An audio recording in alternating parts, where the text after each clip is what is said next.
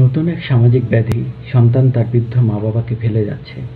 নৈতিকতা, ধর্মীয় শিক্ষা, মূল্যবোধ কি উঠে গেল? আমরা কোথায় যাচ্ছি? দেখুন ভিডিও।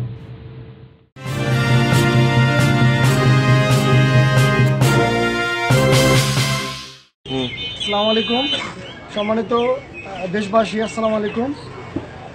গতকালকে আমরা কালীগঞ্জে রাত 3টার সময় এই বয়স্ক বৃদ্ধ মাকে পাইছি আমরা। তো কালীগঞ্জ লালমনিরহাট আমাদের রেল স্টেশনে। ভাই আপনার নাম কি? মোহাম্মদ মঞ্জুর ইসলাম ভাই। উনি আম্মাকে পাইছে, খালাকে পাইছে। ইনি এনার পরিচয় বলতে পারতেছে না। তো আপনার নাম কি? এনার নাম হচ্ছে মোসাম্মদ হাজরা বেগম। ইনি এনার নাম বলতে পারে হাজরা খাতুন। হাজরা খাতুন। আপনার ইয়ে কোথায়, বাড়ি কোথায়? উনি এরা বাড়ির কথা বলতে পারে না। আপনার ছেলেদের নাম বলতে পারবেন?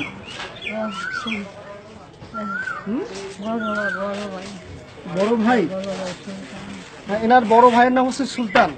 আর এনার এক ছেলের নাম হচ্ছে হাফিজুল।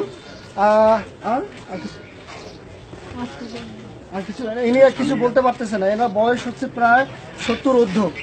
আমি সবাইকে অনুরোধ করব আপনারা ভিডিওটা শেয়ার করবেন। আসলে আমরা জানি না যে ঢাকায় কিছুদিন আগে একজন বিসিএস ক্যাডার তার মাকে ফুটপাতে রেখে চলে গেছিল। আমরা জানি না আসলে এই বয়স্ক এই মায়ের কপালে কি ঘটেছে। তার ছেলে কি তাকে ইচ্ছাকৃতভাবে এখানে রেখে গেছে নাকি সে হারায় গেছে? আমি সবাইকে অনুরোধ করবো আপনারা এই ভিডিওটা সবাই শেয়ার করবেন।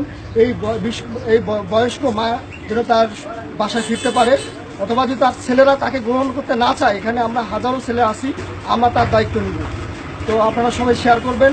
আমি লালমনিরহাট জেলার পুলিশ সুপার SM শহীদুল্লাহ স্যারের কাছে ভিডিওটা পাঠাবো। স্যারের কাছে অনুরোধ করবো, স্যার আপনি এই বয়স্ক মায়ের সন্ধানের এনার পরিবারের কাছে যেন যায়, আপনি সে ব্যবস্থা করবেন। তো সকলের প্রতি আমার সালাম। আপনারা সবাই ভিডিওটা শেয়ার করবেন। স্টপ করে দেবেন।